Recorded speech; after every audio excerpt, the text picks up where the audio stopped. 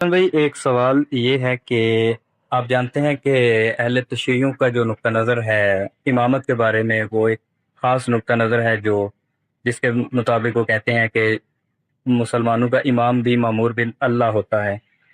تو اس کے ذیل میں وہ ضمنی طور پر روایات سے بھی کچھ استدلال پیش کرتے ہیں، جن کا آپ نے استاد غامدی صاحب سے بھی تفصیلی جائزہ پیش کیا۔ تو میں سوال یہ پوچھنا چاہتا ہوں کہ اگر کوئی شخص تصور امامت کو تو نہیں مانتا، لیکن یہ جو ذیل میں جو بیان کیے جاتے ہیں استدلال، ان کو وہ مانتا ہے، مثال کے طور پر اہل بیت میں بھی ایکسٹینشن کرتا ہے، حضرت علی کی ایک خاص دینی حیثیت کو بھی تسلیم کرتا ہے، لیکن وہ تصور امامت کو نہیں مانتا، تو کیا ہم کہہ سکتے ہیں کہ یہ اس شخص کا فکری تضاد ہے؟ دیکھیے، دنیا بھر میں کسی بھی دینی لٹریچر کی تفہیم میں اختلافات کو ہمیشہ گوارا کیا جائے گا۔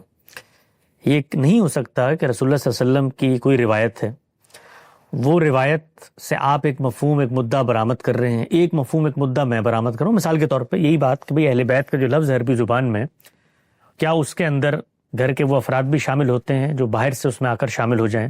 یا یہ صرف قرآن مجید کی روح سے رسول اللہ کی ازواج کے لیے استعمال ہوا ہے؟ یہ فہم اور فکر کا مسئلہ ہے، اس میں آپ اور میں اختلاف کر سکتے ہیں۔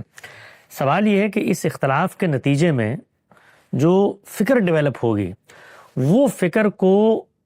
قرآن مجید کے فور کارنرز میں شامل ہونا چاہیے۔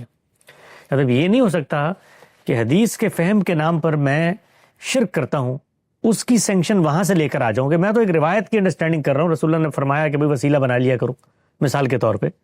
تو اب مجھے جو کچھ میں نے فکر وہاں سے اخذ کی ہے روایت کی بنیاد پہ، اس کو باہر کیف قرآن مجید کی روشنی میں کوالیفائی ہونا ہے۔ تو سوال یہ ہے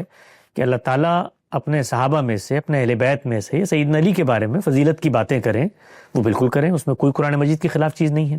نہ مجھے ماننے میں کوئی آر ہے کہ اللہ کے پیغمبر نے ان کے بارے میں بہت ساری باتیں کی ہوگی، لیکن یہ سب چیزیں ان کی آخرت سے متعلق ہیں۔ مجھ سے جو آپ یہ چیز منوانا چاہتے ہیں تو ایمان کے مبادی کے طور پہ منوانا چاہتے ہیں، عقیدے کے رکن کے طور پہ منوانا چاہتے ہیں،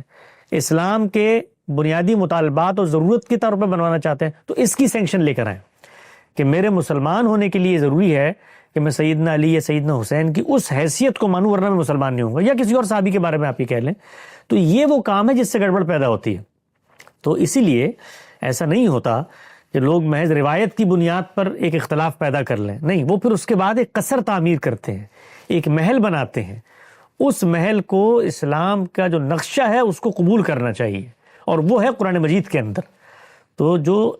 بات آپ نے کی ہے وہ بات مسئلے کو حل نہیں کرتی، اس لیے کہ اس کے نتیجے میں کچھ چیزیں پیدا ہو جاتی ہیں، تو وہ پیدا کرنے کا عمل اگر پھر قرآن مجید کی روشنی میں جا کے حل کیا جائے تو تصفیہ ہو جائے۔ اس لیے کہ قرآن مجید یہ کہتا ہے کہ دین کے باب میں جو بھی اختلافات ہوں گے اس میں فیصلہ کن اتھارٹی میری ہے، تو میں اس کو ایک جگہ پہ رکھتا ہوں، اس کے بعد آثار و روایات کی